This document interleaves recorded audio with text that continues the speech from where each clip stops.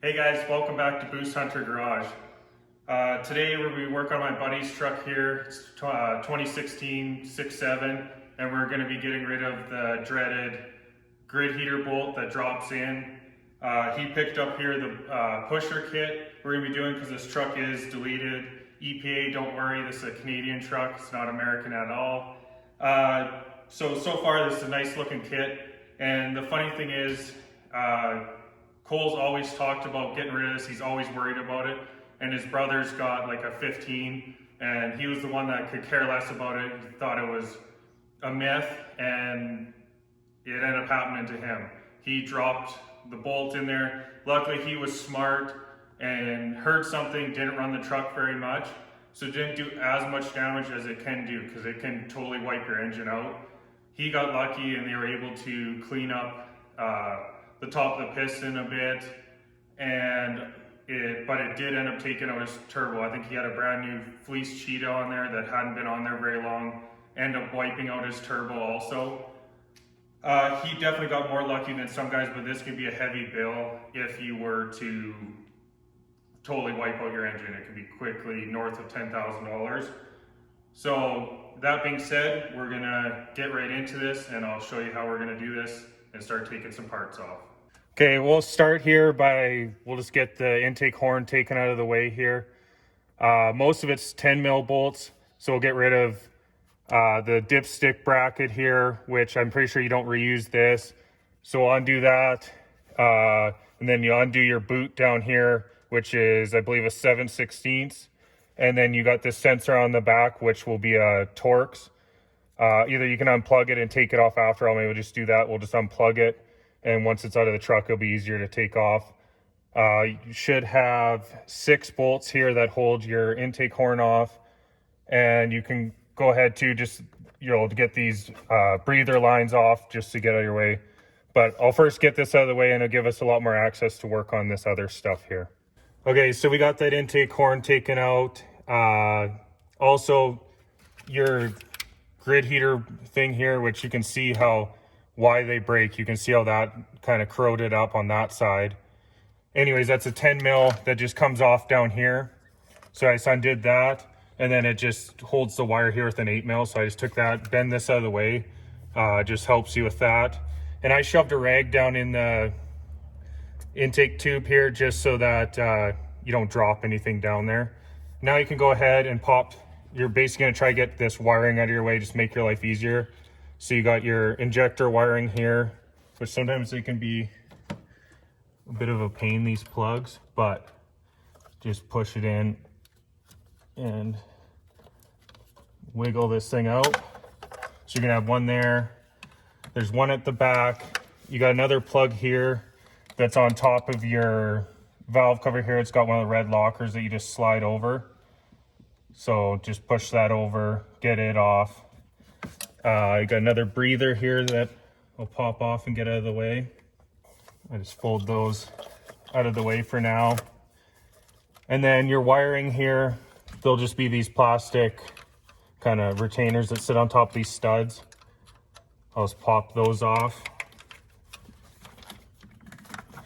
And I think to make this fully get out of your way, you'll have, what is it? I believe there's two plugs that come across the top of the engine here. I would just pop those off, and then I'll just pull this whole wiring harness, and we'll just put it off to the side. Just gives you some room to get at all this stuff, and then we'll move on to taking the injection lines off here. So I'll get this cleaned out of the way, and I'll show you what you need to do next. Okay, so we got this wiring pulled out of the way. There's one other plug that goes in the top of the intake plate here. I think it's just a temp sensor, so I got that one unplugged. And then for your dipstick, there'll be the one stud that comes up here. They're just 10 mil. I took that out just so you can push your dipstick here out of the way. And you can also take this main plug here, if it's gonna cooperate, off. Sometimes it gives you a little more room here. You also have to pop this little Christmas tree out of here, and just gives you a little more access up in here, so stuff isn't in your way. And then you will take, it'll be a 19 mil wrench to take off your injection lines here. So obviously you'll take it off the head side, off the top of your rail. So you'll take all 6 of those except for number 6. The very back one, we're just gonna leave that loose, and we will just flip this rail up because the plug on the back's a pain, and also the injection line's super hard to tighten. So we'll just kind of flip it up, and I'll use a bungee cord to pin it up of the way. And the other one is just the feed line here to your rail. You will, this is 17. You'll take that off. It's a banjo, so just make sure there's 2 washers, sealing washers on each side of it. So don't lose those because you'll need them. So we'll take that out of the way. And so let's go ahead, and whenever I take these lines off, I'll usually just like set them out on a table, all in a row, just so I don't forget where they go, because I'm good at mixing things up. So we'll just basically break these all loose and get them right off. They're pretty simple to do. So there you have it. You might get a bit of fuel. Obviously you don't want to get these dirty. So set them somewhere nice and clean, because you definitely don't want any dirt in your injection system. It could cost you a lot of money. So I won't bore you with it. I'll go through, get all these, and when I get to number 6, I will show you what we're going to do there. All right, so I took all the lines off, and I kind of lied to you. I was going to tip this line up, and one thing, I'm not a Banks fan, but I did a Banks kit on my father-in-law's truck, and the one thing they did good is they gave you little plugs to put in here. And so now they don't have that, I kind of just don't want to get this dirty. So what I ended up doing, that plug on the back's actually not too bad to get off. It's just, luckily there's no red locker. It's just a pinch and pull it off. And then the number 6 line, I loosened it at the head and then undid it on the rail, and I just tipped it back instead of fully taking it out, just because sometimes it's a pain to line that up. So I just did that, and then we're going to take this line off. It's actually the return. This is your supply. So the supply I undid there and just loosen it a little bit, the CP3, just so you can tip it out of the way, just so you don't bend it.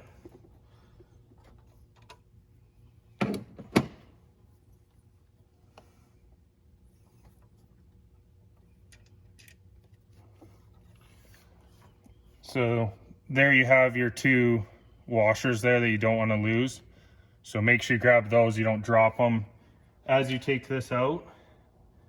And then you'll just have to get the rail off. There's going to be 4 of these 10 mils, which I already kind of cracked loose here.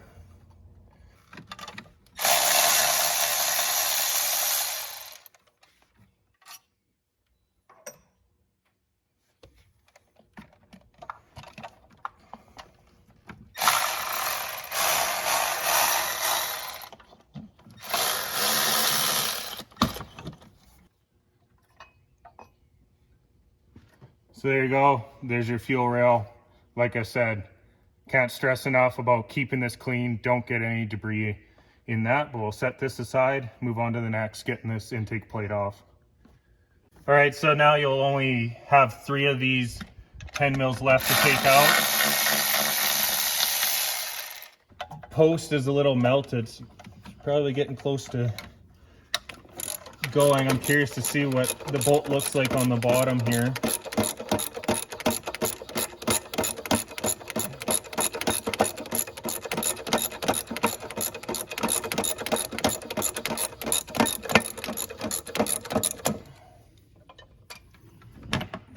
So it definitely helps when you get all the bolts out. All right. So there's your plate. I mean, the bottom side nut and post definitely looks way better than the top side. Like you can see the top here, how melted and corroded. Actually, when I took the nut off, it broke it. So I was expecting the bottom to look worse. I mean, it's still there and solid, but definitely a stupid design. You can see to how much having, when this had emissions on, how much it takes this shit on here. Definitely don't think it's a good thing for your engine, but there, we got that off. We'll here you'll get your, make sure you take your old gasket off, so that'll pull off, and you can kind of see it's leaving this debris here. I'll just take like a razor blade, clean this off, and then I'll just take the shop vac and suck out any of the debris that goes inside the intake here. But you just want to get this nice and clean so you get a good seal when you put your new one on. And then we'll have to transfer some of this stuff over to the new stuff, like this sensor probe and stuff, but we'll show you when we do that. I'm gonna go ahead, get this cleaned up a bit first, and then we'll go over to the table and transfer some parts over. Okay, now that we've got that all cleaned up, we're gonna go ahead and transfer a few things. So off your old intake plate, you're just gonna take this sensor off here. Not really sure what size it is, so I just use a crescent to do that. So we can get rid of that old thing. Clean some of the debris off there. And we'll just take the new one in and thread that in there.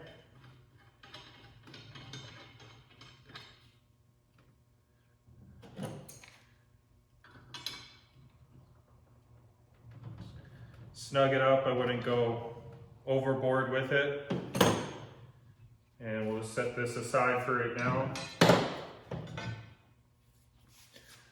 Next, you'll just take Torx, I think this is a T10, just to take this sensor out of the back of your old intake horn here, and we'll transfer it over.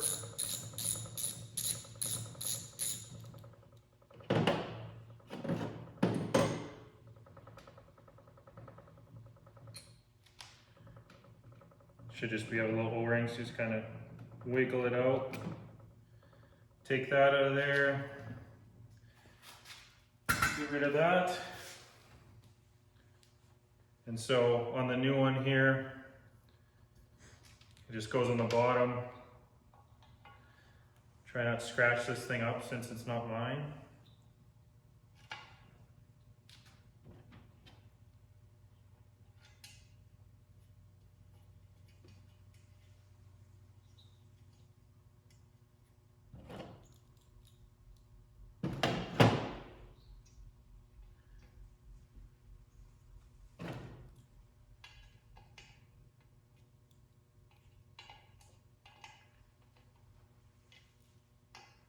And we'll just snug this up, don't want to go overboard on that.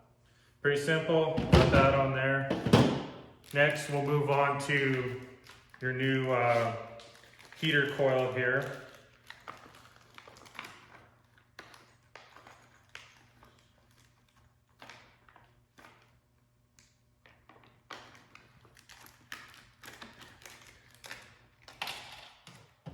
So just this little sealer washer, make sure you get on. I don't know if it's a thing or not, but I personally try not to touch the coil at all. I just believe with some of the stuff we do for plumbing, you don't want to touch anything that heats up like that. Your oils on your skin can wreck things, so I just avoid touching it. Not sure if that's a thing or not, but better to be safe than sorry. And we'll thread that in there. I mean, it's all pretty straightforward.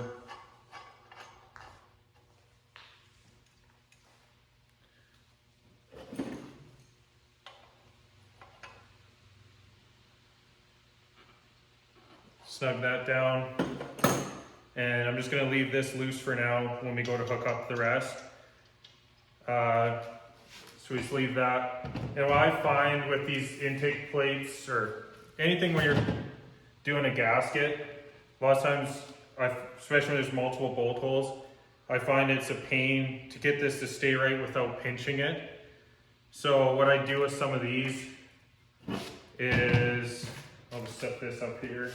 I just do it on carpet, but I'll take a bit of spray tack and just spray across it. This is just a random one. I know they make an automotive one, but I'll just put a little bit on here so that I can preset it on there and it's not going to move around when you try to go set it in place.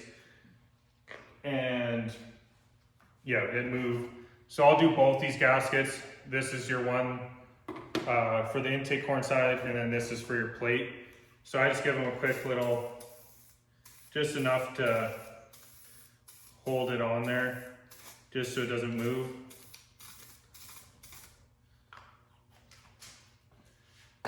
So I definitely fought putting them on before, and they will, you can pinch them and then you don't got a good seal.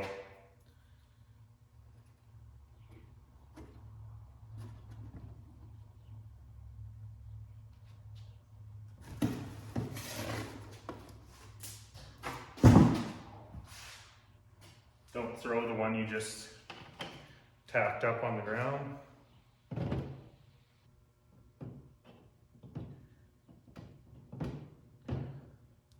So that one on there, just enough to hold it in place, and we'll lay this one on here. So pretty simple. We'll move over to the truck here, and we'll first by obviously setting this intake plate back on. Okay, so I got the plate sitting down on there, and so we're ready to start bolting it back on. Just so you don't mix these up, you're gonna have 4 of these bolts that are long, and then you have these spacers for where your rail goes. So obviously the long ones are for that. You got these shorter ones are gonna be the others.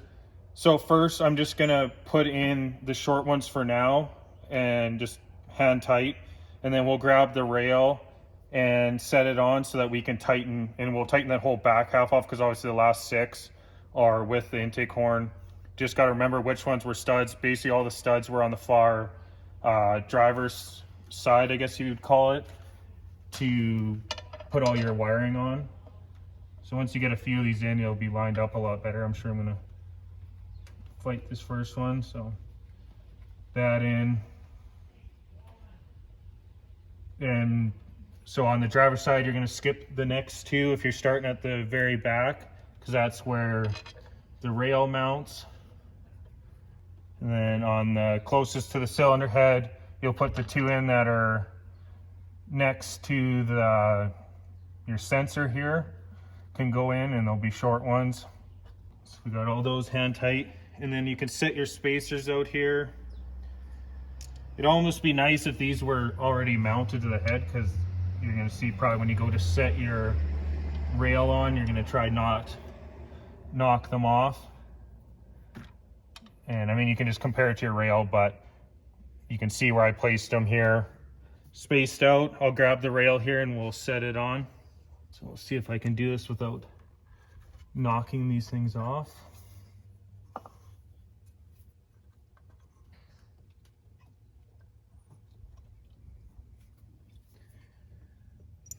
And so the 2 with the studs on the top are going to be basically driver's side, farthest out.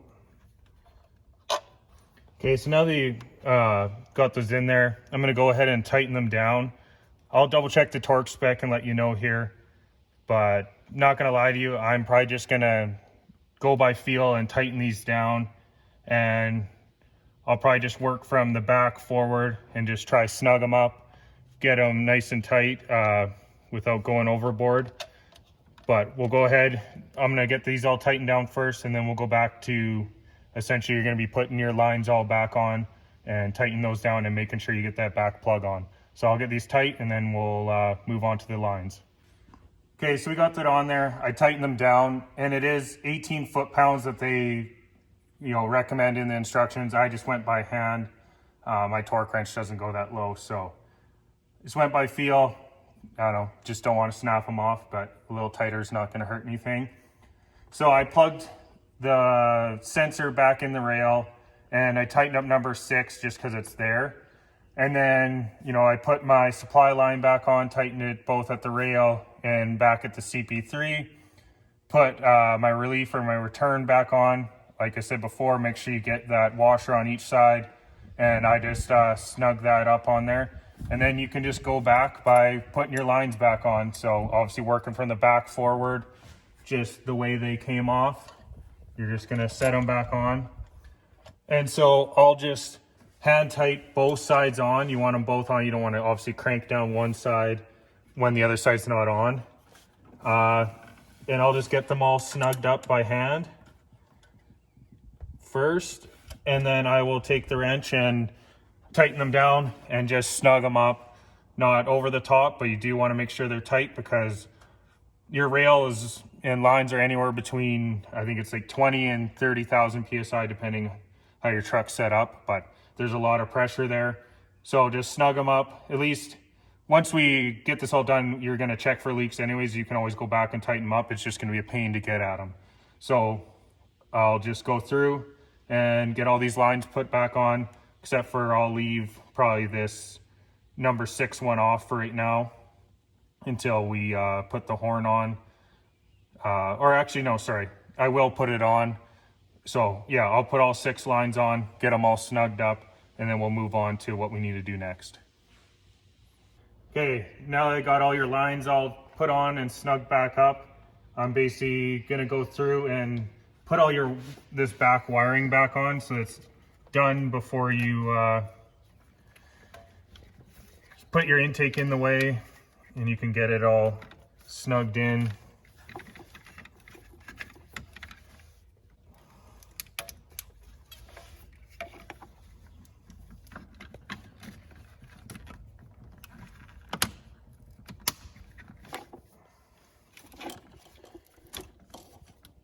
Remember, oh, I already see one thing I did, so I'll just have to quickly undo this one stud here to put your dipstick back on. I forgot that, but not a big deal.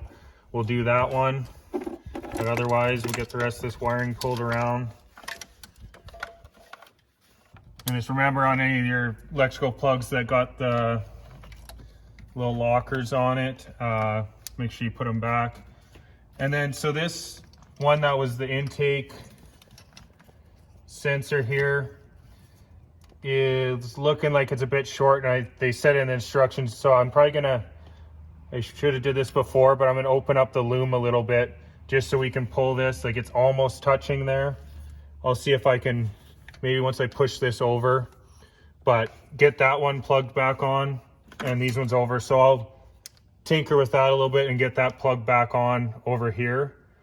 And then at that point, you know, you can put your, I'd maybe leave this breather line off, but you can put the back one back on there. Like I said, we'll bolt this back on and plug those in, then we'll put our intake horn on. So now we're ready to set the intake back in there. I just set, so they give you one extra, because this used to be a long bolt here, they give you a short one, but I would probably set it in there first. At least I'm thinking it's easier to put it in there now. I could be wrong, but we'll go ahead and set this in here.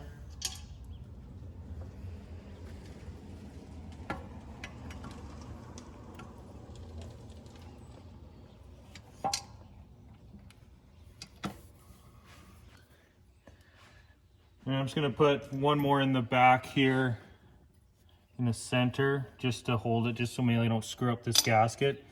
And I'm just gonna leave it loose for a second so I can make sure I can get this boot lined up right. Whatever, I just got the boot loosely on there just so that, because sometimes if you get this bolt all down, you might not have enough room to shove that down, so you might fight it. But now you can go ahead and put in the rest of your bolts, so all 6 that go into this, we'll get them all in. And obviously the exact same thing as when you did your other ones on the intake plenum or plate, whatever you want to call it. You're just gonna snug them all down. All right, so now that we got this all bolted down here and got the boot put back on here, to do your the new heater grid or coil, they give you this on the pusher kit. They give you this ground, so you just pull out one of the bolts that you put in to your intake plate. It just goes in there, sandwiches in there as a ground, and then you're gonna take the old power line for your grid heater and bring it around. Normally it pinned up here, but it went a little cleaner. I just went underneath, and then you just pull off the nut that's on there and the washer. There is a rubber isolator. You leave that there between the ground wire and this, and then you just put your power line on there, tighten this down. I would not crank on it too tight because that stud is all one piece with this, and if you snap that off, you kind of screwed that and you're gonna have to get a new one of those. But pretty simple. Obviously make sure you get your plug on the bottom put in for electrical, all your breather lines. So at this point you just want to go through and make sure you got everything plugged back in. And then for this pusher kit, they give you this little bracket here for your dipstick to put it in, and it just, you take these two 8 mils out of your valve cover and you're just gonna put those on there, tighten those down.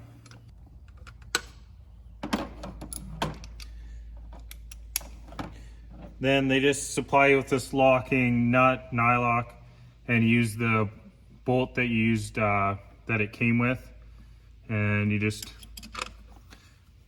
bolt that back on there.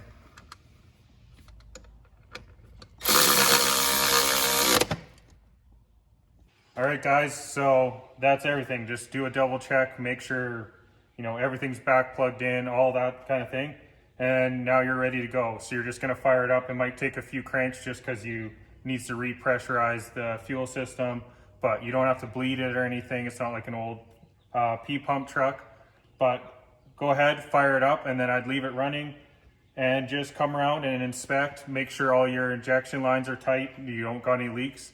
And that's the biggest thing, you're good to go now. So I hope this video was helpful, walked you through it, and thanks a lot for watching. Please like and subscribe, it helps the channel a lot, and we'll catch you on the next one.